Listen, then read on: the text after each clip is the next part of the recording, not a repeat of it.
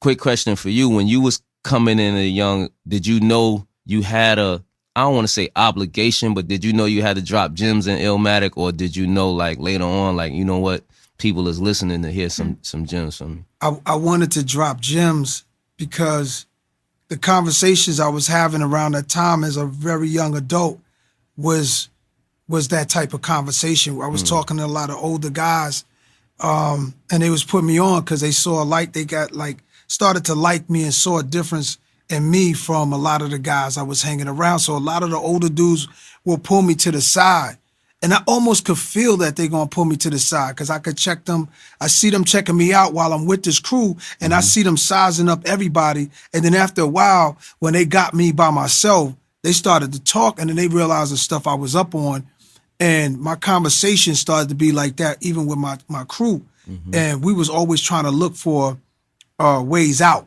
Because, you know, everybody's rich today, but back then, you know what I'm saying, even the rappers was struggling. Drug dealers had more money than them left and right. So we were still trying to use our mind to figure it out. So when I got into the rap game, and also my influence was like you said, Kane, but Rakim, and there was a bunch of rappers that was coming in, or MCs that was coming in with knowledge of self, like the Brand Nubians, and so now they starting to talk about black culture and history and stuff. So I'm like, it's blowing my mind, like Tribe Called Quest, X-Clan, along with the books I'm reading. So when I was writing, all of that was like interwoven into the lyrics. It was like, oh, it was just natural. It wasn't, sometimes I was trying to say something like, yo, let me save somebody with this line. Let me help this kid out with this line. And other times it was just like you said, it was automatic. It was just, you wasn't going there as like trying to be preachy. It's just,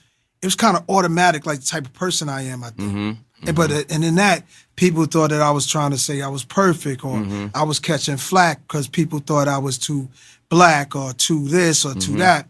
And I caught a lot of shit from that because I remember when I was in a club in Atlanta and I lit up a blunt. This was like 2003, something like that. I lit up a blunt and I heard these girls kind of scheming on me. Like, hey, that's him over there, da-da-da. So I'm doing what I came to the club to do, have a drink and spark one. They was like, oh no, he's smoking weed. Oh no, I can't believe it. And I felt like they thought I was Martin Luther King or somebody. Right. They have made their own image of you, and like, oh, you outside of we didn't think you was like, wow, bro, so you like a weed head, like, you know what I mean, like. And I'm like, I didn't even realize I'm stinking up the club, you know, and I learned that shit later, like, don't go everywhere lighting up because everybody don't like that shit. Right.